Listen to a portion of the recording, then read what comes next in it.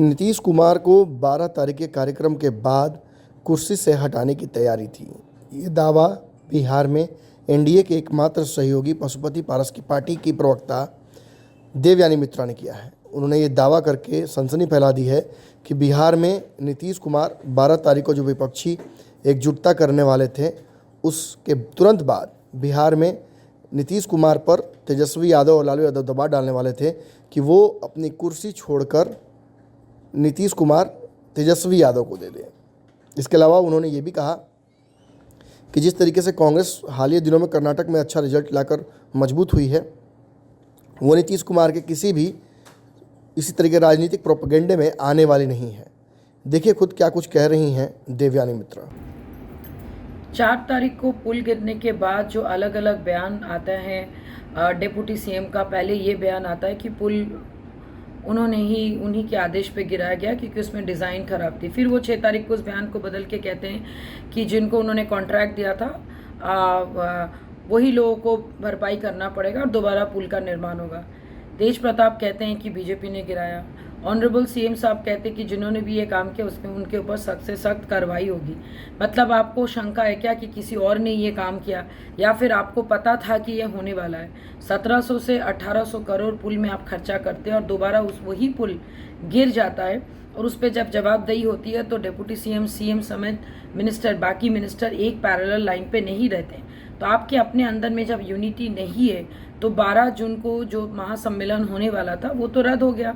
और वो बहुत सिंपल सी बात है क्योंकि राहुल गांधी नहीं आए, बोला जा रहा है कि राहुल गांधी नहीं आए, मल्लिकार्जुन खड़गे अवेलेबल नहीं थे बोल के ये महासम्मेलन कैंसिल कर दिया गया। जबकि हम सब जानते हैं कि कर्नाटक में जिस ढंग से कांग्रेस की जीत हुई है and now they are on upper hand, उनकी एक अपर हैंड है और कहीं से भी बाकी जितने भी दल है कोई नहीं चाहता है कि भाई कांग्रेस आए और आगे जाके काम करे। और उधर से बंगाल की सीएम ममता बनर्जी कह रही हैं कि भाई शिमला में ये बैठक हो।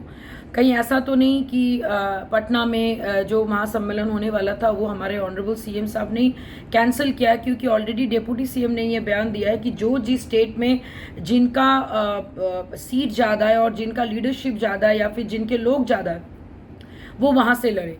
और हम सब जानते हैं कि बिहार में फ़िलहाल आरजेडी के पास सबसे ज़्यादा विधायक है। तो कहीं ना कहीं डिप्टी सीएम भी सीएम बनने के लिए ही सारे चीज़ें कर रहे हैं, सारे अटकलें लगा रहे हैं।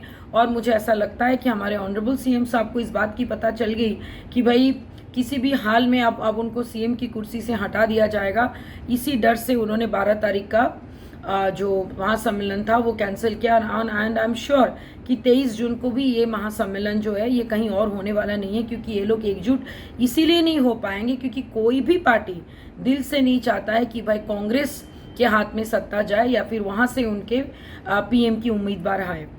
तो मॉरल ऑफ द स्टोरी यही है कि सब एक दूसरे के साथ ज़रूर है, दिखा रहे हैं, लेकिन एक दूसरे के तरफ पीठ दिखा के। और बहुत बड़ी शंका भी हमारे ऑनरेबल सीएम की है। एक तरफ घर के समस्या यानी कि बिहार की जितने भी समस्या उससे तो आप बिहार के लोगों को आप निजात दिला नहीं पा रहे हैं। ऊपर से डिप्टी सीएम के साथ आपका एक अलग मतलब अलाइनमेंट जो होना चाहिए वो आपके साथ नहीं है। वो हम लोग इस बयान से ही देख पा रहे हैं। वो कुछ और बोल रहे हैं, आप कुछ और बोल रहे हैं और फाइनली 12 तारीख को महासम्मेलन कैंसिल हो जाता है। तो कहीं ना कहीं आपस में तालमेल नहीं होने के कारण और सीएम साहब का अपना डर कि शायद वो और सीएम नहीं रहेंगे और डिप्टी सीएम का एक दबाव कि उनको दोबारा क्या किसी भी हाल में उनको कुर्सी चाहिए और बिहार का सीएम बनना है, इसीलिए ये सारी चीज़ें हो रही है। तो मुझे नहीं लगता है कि 7 दल हो या 8 दल हो, इनका एक साथ मिलना असंभव है। और वो भी एक इंसान जो सबके ऊपर भारी पड़ रहा है, हम सब जानते हैं, ऑनरेबल पीएम श्री नरेंद्र मोदी जी के खिलाफ। नमस्कार। अगर ये वीडियो पसंद आई और वह बिहार के राजनीति और बिहारियत से सरोकार रखेनी तो सब्सक्राइब बटन दबा के चैनल के सब्सक्राइब कर ली। ओजे एगो घंटी बा, ओकरा बटन दबा देला से कुल सटीक और मारक खबर रुआ मुफ्त में मिल जाई। अगर रुआ पत्रकारिता के हमनी के नया प्रयोग में सहयोग कर चाहतानी तो ज्वाइन बटन दबा दी।